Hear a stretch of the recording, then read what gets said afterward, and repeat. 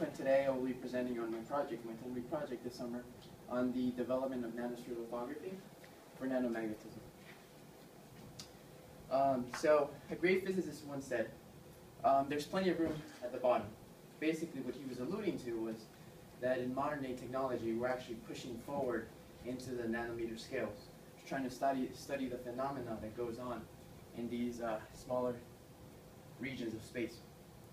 So let me just level the field and introduce to you what nanomagnetism is really all about. So magnetism on a macro scale can be, most of you have experienced or witnessed what a magnet is, north and south pole, repels and attracts. But most people don't know is that actually an electron acts like a tiny little magnet. An atom itself is also a little tiny magnet.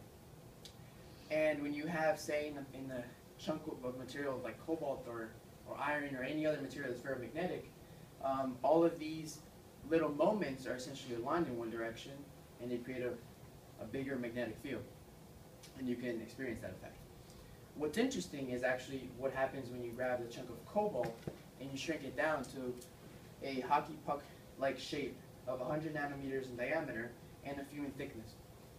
And essentially what you end up getting is you can get these interesting vortice structures where the magnetic moment is actually, instead of a linear alignment, you have a circular alignment. A very stable structure, just as a magnet is. So let me just introduce to you what lithography is. So lithography is a means by which we can actually transfer a pattern onto a very small region. Why is this important? It's because lithography is a method where we can actually get to smaller scales and probe different structures, create structures so we can probe them. One of the most common lithographical methods that are out there in the industry is the electron beam lithography, which, as the name implies, uses an electron beam to chemically alter a small region of whichever pattern you'd like. In this case, we want dots. So it can be easily developed where we can extract a top layer away from it and leave a structure behind. So what our team focused on, or what our motivation was to find an alternate route to the electron beam lithography. There are some few drawbacks from electron beam lithography, such as that it was expensive, it's hard to maintain, there's a lot of technical features that go behind it, and the areas that you actually can synthesize are very small. It's very time consuming as well. So nanosphere lithography is what we focused on. That was our alternate route, which in a sense focuses on using nanospheres of an organic nature, polystyrene, which are commercially available. Industrially, you can just get them from a lab. And we use a microsyringe to essentially deposit a monolayer, a very compact monolayer on top of the water, a water that we treat with ions, we treat the water tension. There's a lot of variables that go on.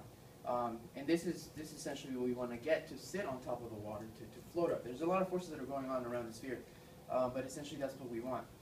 Now, this method is not trivial at all. There's a lot of variables that go on to it, so it's very specific to your own setup.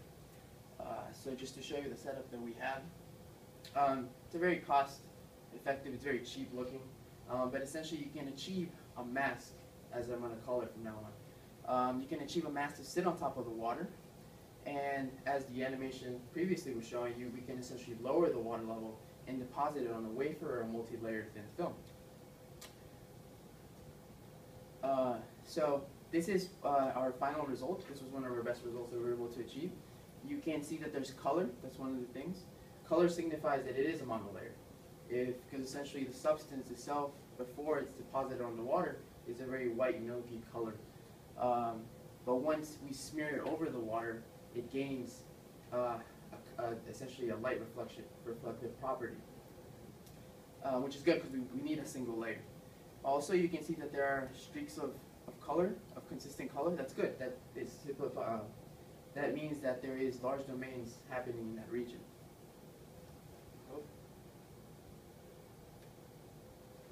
So these are some of the examples that we were able to achieve through scanning electron microscopy. You can see again that there's honeycomb shapes being formed. They're very compact. I'm sure you see some flaws in there, some separation, but overall you see that there's a very, it looks very stable in itself. The sizes that we use, 350 and 300, we limit it to between 200 and 800 nanometers. That's the diameter of the spheres. Simply because we can actually see color, which is what we want. When you use the human eye to itself assess the domains. Anything bigger than that tends to sink. Anything smaller than that you can't see with the naked eye. So once we have this array formed, we take it to an oxygen plasma that essentially shrinks down the spheres, the diameters of the spheres, which means that it creates a space between the spheres themselves. So we're creating a separation, which is what we need because essentially this is going to be a protective layer for any metal that it's coated on top of. The oxygen plasma is very volatile, so that's how it oxidizes the polymer.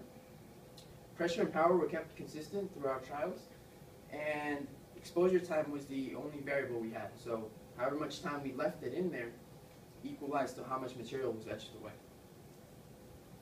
These are some of the examples we were able to achieve. So these two are the images we saw in the previous slide, and these are the byproduct results after a certain amount of exposure. And you can see one went from 350 to about 310 nanometers. This was about maybe a couple of minutes of exposure. So you can see that it's a very controlled manner. The nanospheres are localized in the region, and the separation space seems to be growing at a fairly good rate. So once we achieve spheres that are deposited on a thin film like cobalt, which would be on top of another wafer, we can hit it with an ion beam, as shown here. The ion beam essentially carves down the magnetic material that we have. Whatever's under the sphere is protected. That's what we call it, a protective mask, leaving behind these cylinder structures that we call the nanodots. And then the mask is essentially peeled away with something as simple as Scotch tape. And then we're left with our final result. Some of the future directions that we have for this project and what motivated us to find a cheaper alternate route is that vortex structures are well understood and well studied. They're very stable in nature. But recently, in 2009, it was discovered a more exotic vortex structure that's also stable, and it shows much promise in our future electronic architecture because it actually harnesses the spin of the electron rather than the electric property of the electron. This structure was found on a special magnet at very low temperatures back in 2009. And what we're trying to achieve is this structure to arise on a nanodot at normal temperatures on a normal magnet. I mean room temperatures on a normal magnet, such as the cobalt that we tested on. And I would just like to thank Dr. Huang, a very patient mentor of mine from the University of Miami, the Leadership Alliance Program, and HHMI for the grant. And